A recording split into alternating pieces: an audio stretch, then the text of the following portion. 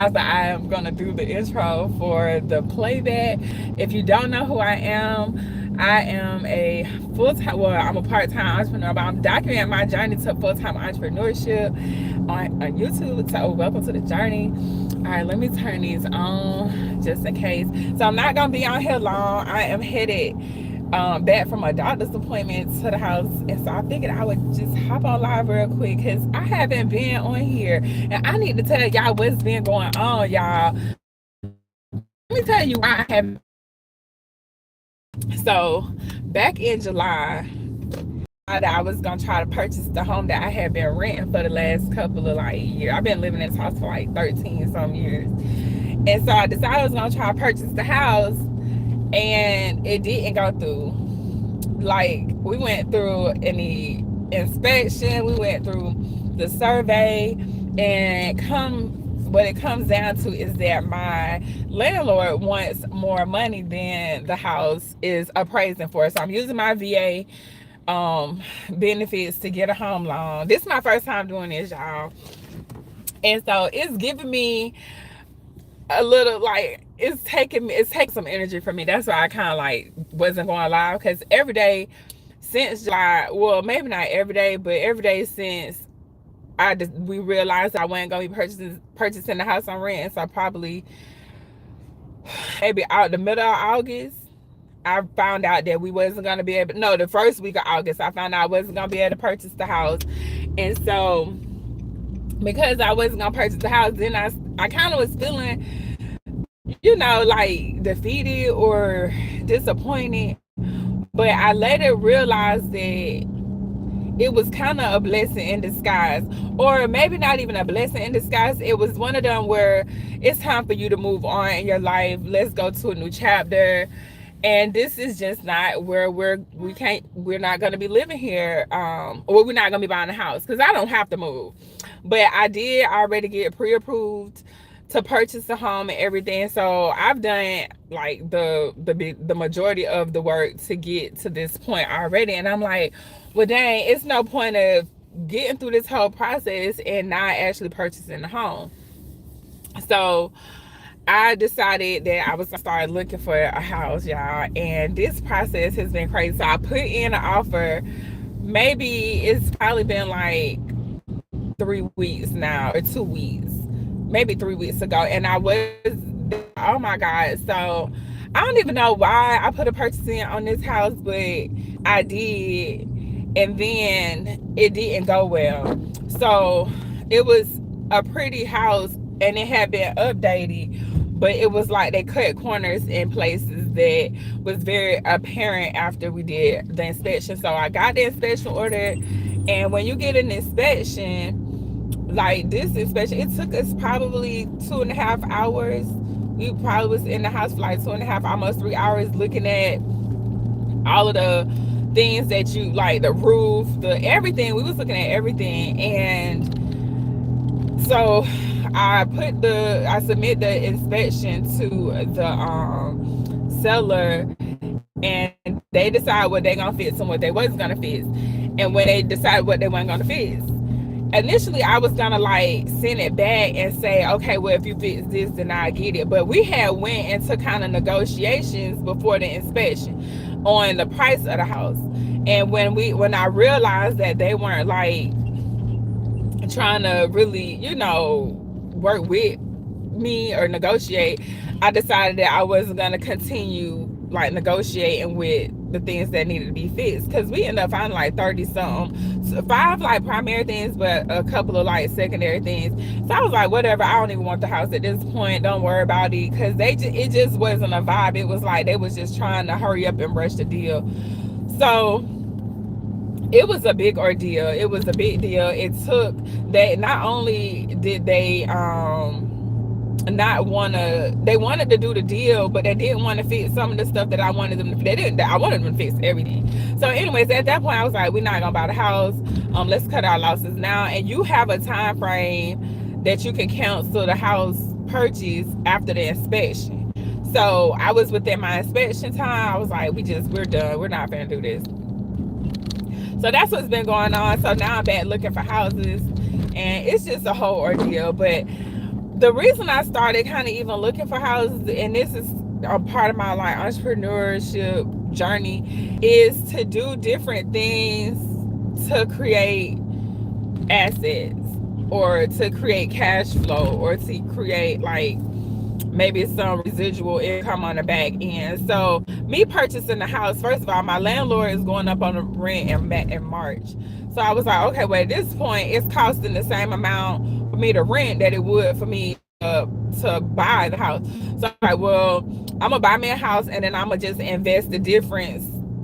So if I buy the house and the house stay below, we'll say under 250, then if it's at 250, my mortgage is around 1,800. So if I go below that, then and my rent right now is 1,600. So I'm like, well, if I could get around 1,500, I'll be like in the sweet spot, because then I'm paying for the same amount of house as I am now, versus in March it's gonna go up a couple $100. So because before, the whole point of me continuing to rent was because it was cheaper to rent than it was for me to actually purchase the house, believe it or not. And so, but now that's no longer the truth. So I'm like, well, if that's not true anymore, then we might as well just go buy a house, and then we can start building equity in addition to lowering our monthly expenses by just a couple $100. It's not a lot, but the fact that we build in equity does, it makes a difference. So that's why I started building looking for buying a house, because I'm like, okay, I want to start doing more entrepreneurial, more ownership things with my money. I don't want to just be renting and then he can go up and we got to fix certain things on the house. And just because I have a landlord don't mean that I don't put money into keeping the house up. Like, sometimes it's easier for me to just fix it than it is for me to have him send somebody. I got to be home and all that. It just be more of a headache. So, with all that being said, because this is the journey I'm on right now, I decided it's time for me to go ahead and buy a house. I wanted to have somewhere for my son, like a legacy kind of, like he doesn't have to live here, but at some point, if I need to move, I'll have some kind of equity. This is like an adult move when you purchase a house. I feel like it's very much an adult move. And so that's what we're doing, but it has taken it's taken over my life for the last couple of days, last couple of weeks, as far as this whole process and just the energy of looking at some of these houses and thinking, can I live here? So what I end up asking myself was, can I work? Like, I want to purchase a home and be somewhere where I can work in the house and I feel comfortable working. And I also have to have somewhere, if y'all don't know, I got chickens and all that, so I needed somewhere for my chickens to be able to go and my dogs to be able to go out.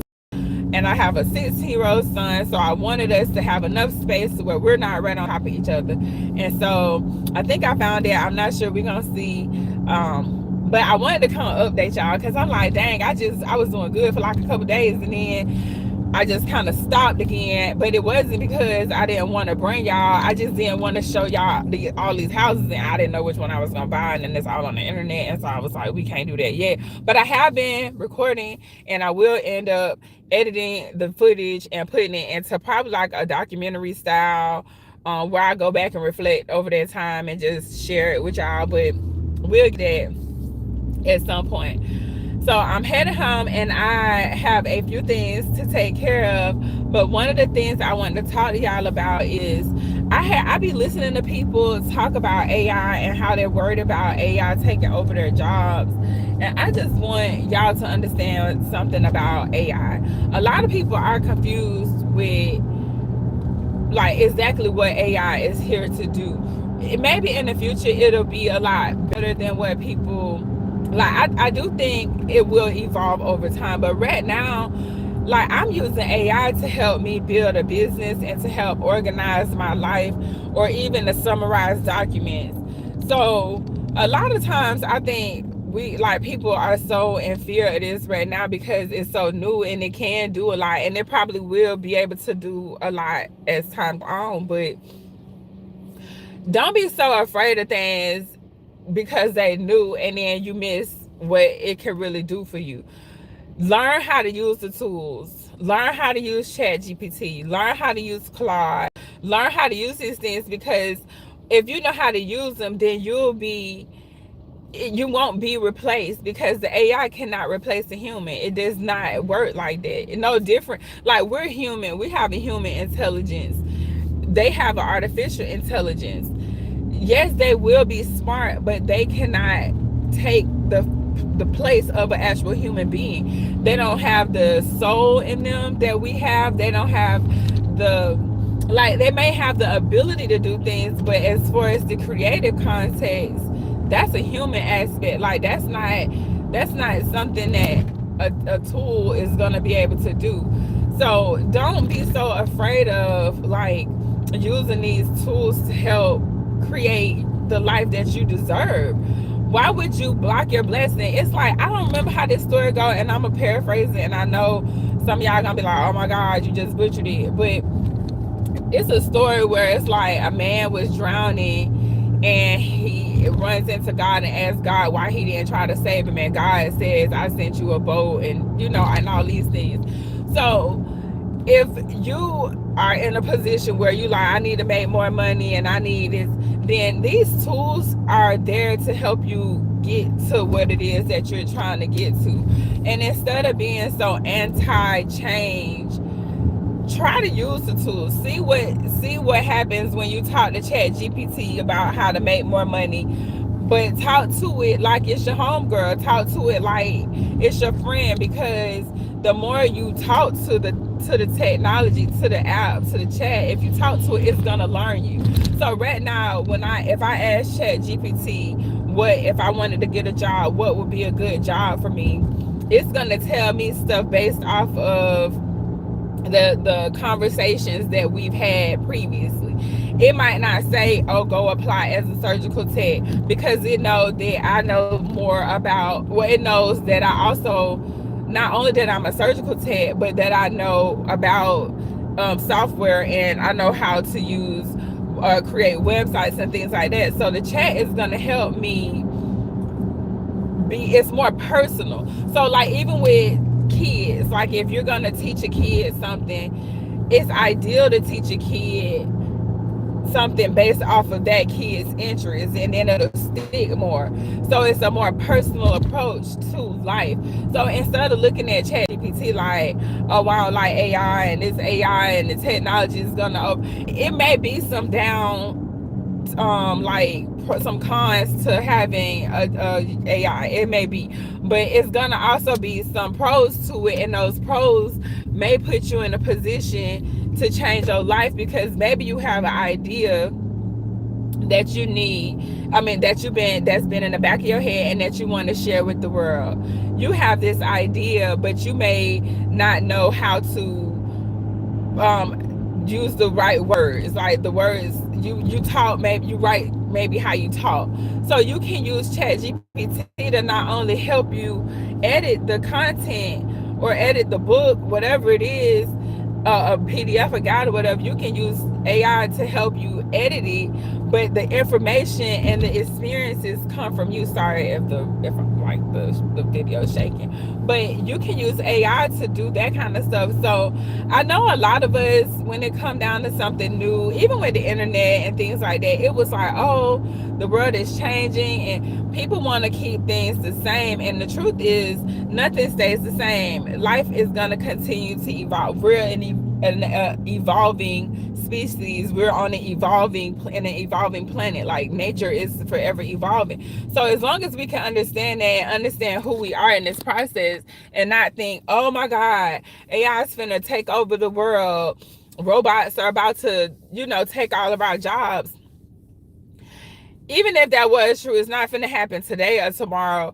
And what I would suggest you do is, instead of being in fear, be more curious and like learn how to use the stuff. Because if it comes down to you getting a job, and somebody else getting a job, and the other person knows how to use these tools, they're going to be able to get the job, because they're leveraging their resources. Like, AI is not life. AI is a resource for humans. It's a supportive system. It's an assistant to you. So use it as such and then get ahead. So what I don't want to keep seeing, like, and I know this channel is a lot, has a lot of information on surgical tech, and how even when I was making some of the content, it was my truth at the time.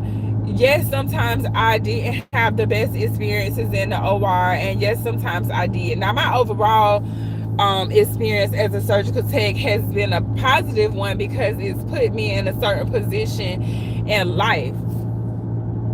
But the energy and the energy that I was in might have been a negative energy because maybe I wasn't in a good space. So sometimes where it's like certain things, we talk about as if it happened to us, like we're victims, when stuff don't necessarily happen to you, it happens for you.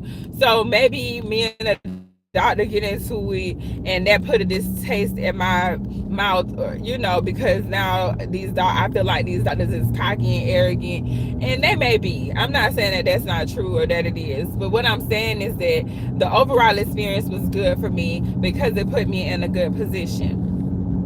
Now, how I'm looking at it is, if you remove the fact that you feel like you don't make enough money, remove all that and just put stuff in the place that it need to be in. So if you feel like a surgical tech job, or you're a CNA or LPN or whatever, and you're not making enough money, instead of saying it's not enough money, be thankful for how much money it is, and start using these other tools, these like AI tools and this software, to leverage where you're at. Leverage your surgical tech career, leverage your CNA career, leverage wherever you at in life. Use your experiences and combine that with AI, and change your situation, because you're in control of your life. You're in control of your destiny. So if you can control at least some of it, because if you think about it in a positive way and you actually start using the tools and resources that you have available to you, instead of looking and being in fear of them, just use them for what they are. Use the AI tools to either help you find a better job, or to some kind of way leverage the career that you're in. If you use an AI tool like ChatGPT, at the minimum, it'll help you write a resume better than the next person. At minimum, it should help you filter out, what would be the best jobs for you.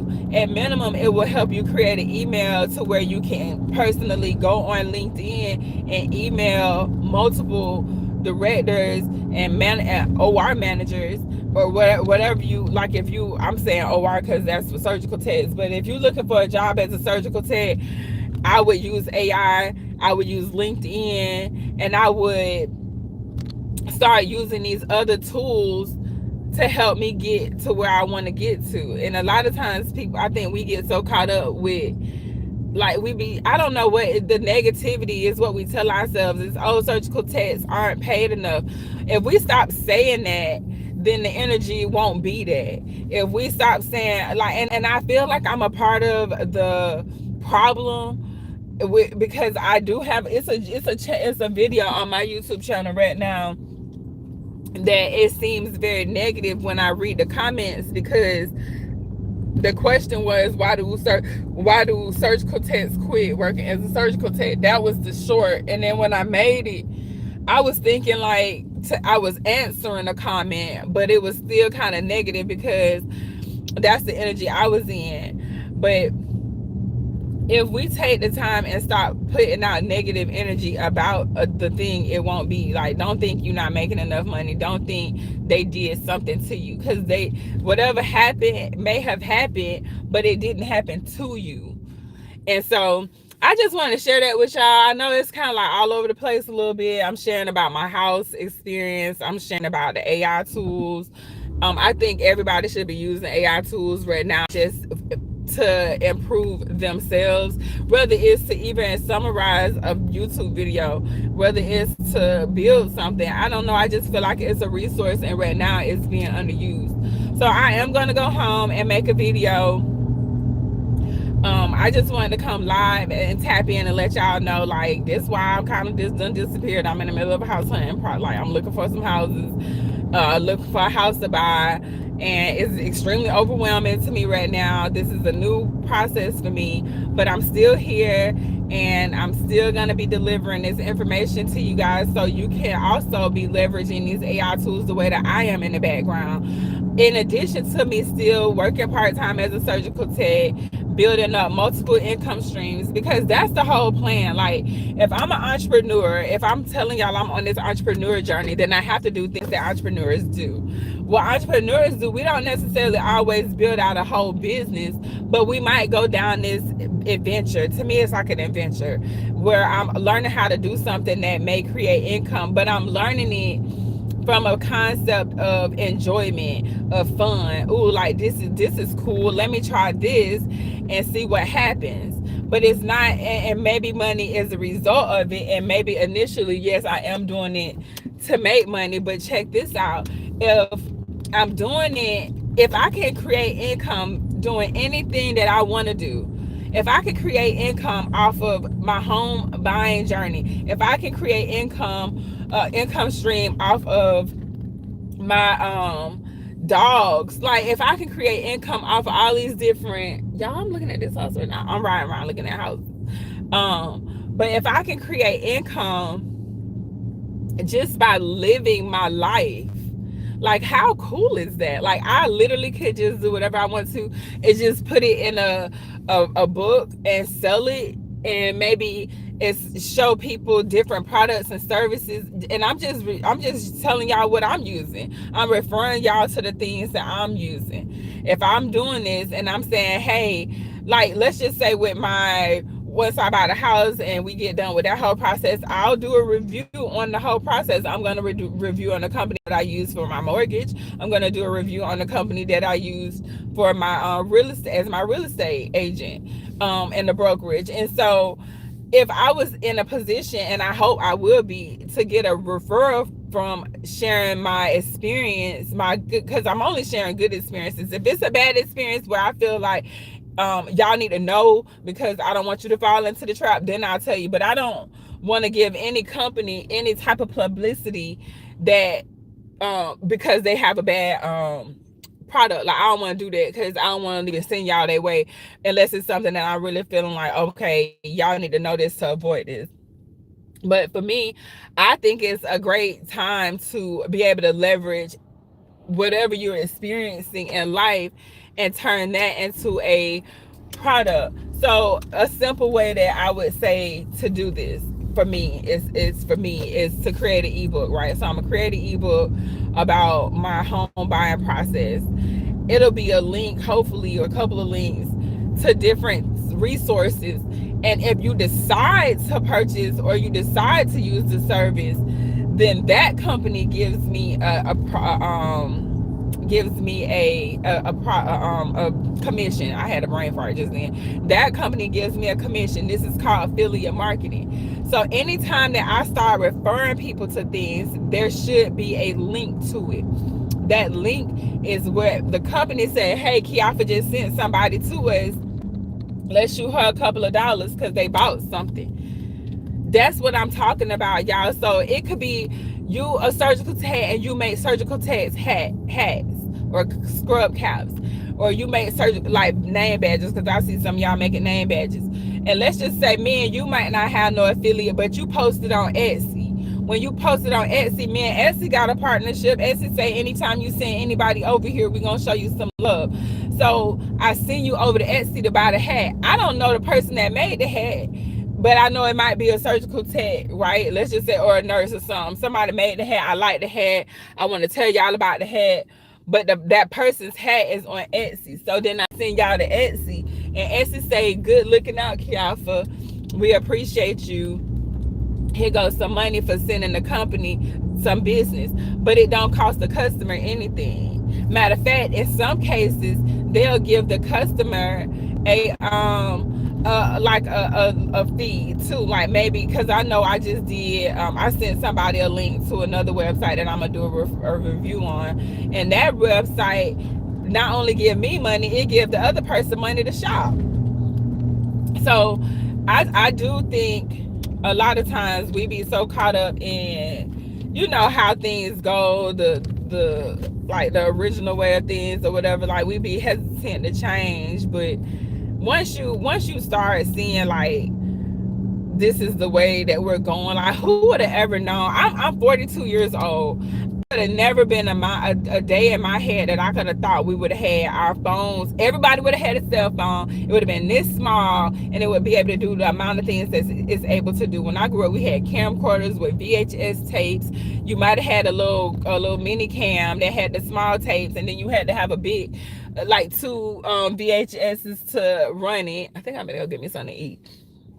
But yeah, so I just think we're in a great time to be taking advantage of some of these opportunities. So if you at some point start seeing, you know, more and more people, I think once it gets normal, then that's when people will be more on board with how things are going. But once everybody know about it, then it's like, okay, now everybody know about it. But right now, people are so afraid of AI and it's so new. This is like how the internet was. Like the internet, when the internet came out, y'all don't remember. If you like younger than in your 40s, like if you're in your 40s, you might not remember before the internet came out. I remember. And not so much before it came out, like to like what's his name, Bill Gates now, because Bill Gates was in like a good community or whatever. But imagine you a regular black kid. See, I grew up in East Palatka, Florida. In East Palatka, Florida, in the 80s and early 90s was infested with drugs and like crack cocaine and things like that. So when we talk about coming from the mud, let me talk about it with you for a second. And this is probably why I feel like it's such an opportunity. I literally come from like where the dope boys is on the corner and they running down cars to sell rocks to. I remember one of the guys literally one of their customers came back and shot up the block because they sold them candle wax instead of selling them the actual deal, the like whatever they was trying to buy, right? And so what I'm trying to tell you is like at the end of the day, is this handicap? At the end of the day, this is an opportunity for people like me and maybe you if you come from some low income background. And I'm saying low income, but really the income where we came from was like poor income. It wasn't even low income because we was poor. Like I didn't know that. Because my family, I won't say that I didn't come from like in my family, it wasn't no crackheads or anything like that. But it was crackheads on the corner. We couldn't cut through certain paths because they no telling what kind of deals being gone. That wasn't mean. Like I wasn't scared growing up in it, but I do remember what that was. I remember watching this guy that was my age run from the police. He not only did he run from the police, he outran the police in flip flops with his pants sagging. I saw that growing up. Like I seen this. I know it's like to walk past somebody and see them cracked out, you know, or dope up, or not even like we had like the crackheads. So it was just the in the 80s and the 90s. Like so, I'm born in '83, so around '86, '87, I'm a kid outside playing hopscotch, you know, and then the dope boys across the street. You can't. And then it was like they would have bags, like imagine it was a paper bag or a potato chip bag or something, and you might think it's candy or something in the bag, but I learned at a very young age to not pick up like paper bags or certain bags because it was stuff in it, it was dope in it. Like they would have their dope, like it could be in something like this, you wouldn't even know it, and it'd be just sitting somewhere and it's dope in it. And so I learned at a young age what it was to be like drugs and stuff. And because East Palatka is so, and it's still a very low income city, like it's very much still below the poverty line living there. Like I think one time I looked it up and they said the average income is $2,500. How are people living off that? I don't know, but it probably has a lot to do with some government assistance or whatever. But I'm telling y'all this because for somebody like me that would never have imagined that a telephone could do this, like it never. I just is crazy. And so to have this kind of opportunity and to see what AI can do and how it help you speed up things, like if we're not taking advantage of it, and then you don't, if you not taking advantage of it, it's not because it's gonna be more because of your beliefs, your limiting belief system. It's not because it's not a tool. Like it could be good or bad. Like anything could be good or bad, but at the end of the day, it's up what that person do with it. So for me, I see AI as a personal assistant. I see AI as a great resource, but I don't see AI replacing humans. Like that's just not a thing.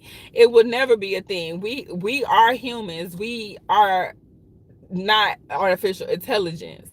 Now, I don't know what the evolution at some point, maybe, people want to take consciousness out of human bodies and maybe try, like, I don't know how that's going to work. But if we talking consciousness and you start getting into quantum physics, then they talking quantum information, where then it's like, well, if consciousness, you can't remove consciousness because consciousness is pretty much God, is what I'm understanding based off of what I've been learning about quantum information. But the humans are human. We have a soul, we have free will. We are not machines and robots. So if you don't understand how to separate the two, then you might miss out on it, because you might feel like humans or AI is going to be able to take over humans, and AIs are not going to be able to take over humans. They might be able to do something like, if it came down to like controlling the electricity and stuff,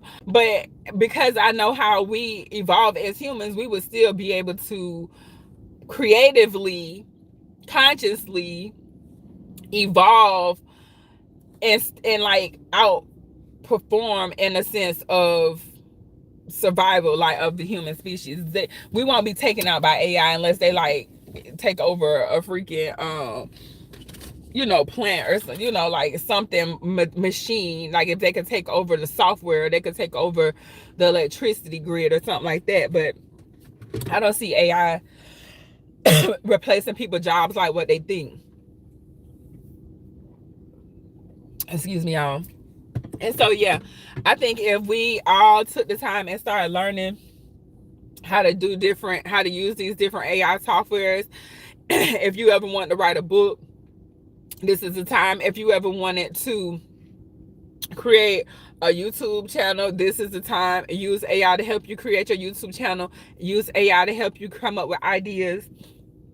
And the more I think about, the more I talk to y'all about it like this, the more I realize that instead of me keep talking to y'all, because this is what I do it. This is what I had to realize even with my son.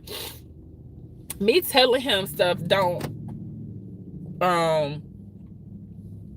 it's easier for me to show it to him. Like I could say, don't do this, don't do that, don't do this, or whatever, but I have to show him like what it is, like instead of telling him. So I think that's where I be messing up at, is I be telling people instead of showing them.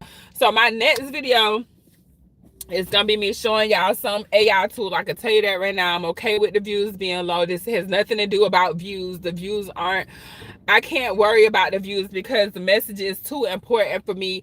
I feel too drawn to not share this with y'all. If you ever want to be an entrepreneur, this is the time to be an entrepreneur. If you don't understand what entrepreneurship is, let me help you understand it. At least from my perspective, it's very much a spiritual path for me right now, because you do have to listen. I have to listen to the creator and how I'm being guided, and make sure that I'm clear on what I'm being guided to do. And I definitely think this is a very much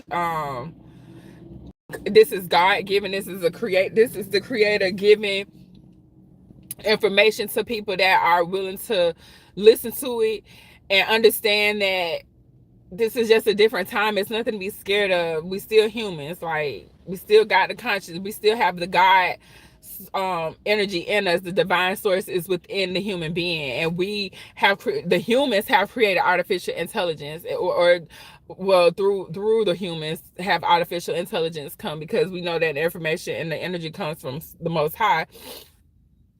But all I need you to understand is, and what I'm trying to share is, that entrepreneurship if you like to try, if you want to garden and you want to write a book about gardening, you can do that. If you want to try fashion and you want to create a YouTube fashion or a TikTok fashion, like this is entrepreneurship. It looks, some people, like if it's business, if you want to do business is like where you go in and you let's just say it could be a Subway. I'm in front of Subway right now. You want to go to Subway and you want to open a Subway and you want to run a Subway. That's a business. You want to open a salon and run a salon. Like that's a business.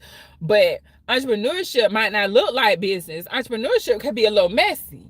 It's like I'm over here, I'm over there, I'm over here. Like, and my brain works like I'm optimal like that. If I have to focus on something that's not aligned with where I want to be at, then the energy is resistance, not like receiving and being thankful. So once I notice that it's some resistance right there, that means that the creative energy is no longer there. Now I'm forcing myself to do the thing. And I don't, forcing myself is not the flow of things right now for me. So if you are someone and you feel like you're resisting, you feel like it's like this, I'm just trying so hard and I'm trying so hard, you're trying too hard, that's not where you need to go at. You need to go a different way. We flow in life, or there's a flow. And so now what I have to understand from not only myself and other entrepreneurs is that it don't have to look like A, B, C, D, E. It might look like A, F, G, B, Q, and that's okay because I can still earn an income off of A, B, C, G, Q. It's not about what I'm doing, because if I'm in alignment, if I'm doing if it's in flow, then whatever I need will come from it. And because I'm in a creative energy and I'm just having fun with life in there, it's not so serious and I'm not so constricted by the outcome, then it's fun. Then it's like I feel like a kid in a candy store. It feels like I'm a kid playing on a playground. It doesn't feel like work at that point. This is fun. And so that's all I wanted to share with y'all. I'm finna go in here. It's raining outside. I'm finna go in and get me something to eat. But yeah, if you are trying to leverage, if you feel like your job ain't making you no more money, you need to learn how to use the AI. If you feel like your job isn't paying you enough money, let me say that, you need to learn how to use the AI tools. If you feel like you don't have enough money to pay your bills, you need to learn how to use these AI tools. But you also have to learn how to tell yourself different stories. When you see your paycheck, instead of thinking this ain't enough, start thinking, thank God I got this $800. Thank God I got this $80. Thank God I got this. Start being grateful. Stop being so, like, imagine you go to God and God was like, I gave you $800 and the first thing you said was, it ain't enough. I sent you $50 and the first thing you said was, it ain't enough. So when we get our money and we start saying that this ain't enough, then the money, if that's the energy, then it's never enough. But if you start being grateful and start saying thank you when you see your money, be like, thank you, money, I'm glad you showed up. What's happening? Where your partners at? Like, be excited about the money, because money is an energy and it's currency and it's flowing. So you think I'm gonna come around you if your energy negative? I ain't gonna want to be around you as a person. So what make you think money want to be around you? Dogs ain't gonna want to be around you. Nothing, if you're in a negative space, is gonna want to be around you. And I know people, like, you might think that sounds crazy, Kiara. What you talking about? Money ain't gonna want to be around me, because it's energy. If we understand, and I ain't talking about the green money. I ain't talking about, like, I got some dollars in here. I ain't talking about no dollars. I'm talking about the energy of money. The energy of it. So we get caught up with thinking that this is money because this is what we've been told that is money. But this ain't money. This is a piece of paper. This is not money. This money, like, yes, but the energy of money is completely different than what this paper is. So this is a $5 bill, but imagine the energy is infinite. It has nothing to do with the number on the money. Like, this ain't it. This energy is what you need. So when I think about money, I think about how excited I get when I be happy money be showing me love, because I'm like, girl, we finna eat good. We finna sleep good. The dogs eating good. The chickens eating good. Everybody eating good. We finna buy a house if something happened. Thank you, money, for being a part of my life. I'm glad you're here. It ain't nothing but love over here for me and money. Like, I don't hate money. Money don't hate me. Money's not evil. Money's not evil. Stop telling yourself money evil. Stop telling yourself rich people evil, because rich people ain't evil. It might be some evil rich people, but they're not evil because they're rich, or they're not rich. Yeah, they're not evil because they're rich. So sometimes I know, coming from like what I come from, East Palaika. I grew up in Jacksonville, so yeah, y'all be like, well, a lot of people think, oh, she Duval. I am, but I grew up. My childhood is from East Palaika, Florida. So I come from the mud. I come from the dirt. Like, I get it, but I don't think me from the mud mean I got to keep this limited mindset on certain things. I don't think just because I grew up in poverty mean I need to be in poverty. That sounds crazy. Like, I don't want to be impoverished. I don't want to be hungry. I don't want to be on no food stamps. I don't want to be on Section 8. I don't want to be on HUD. I don't want to be on income based. I don't want none of that. Give me infinite.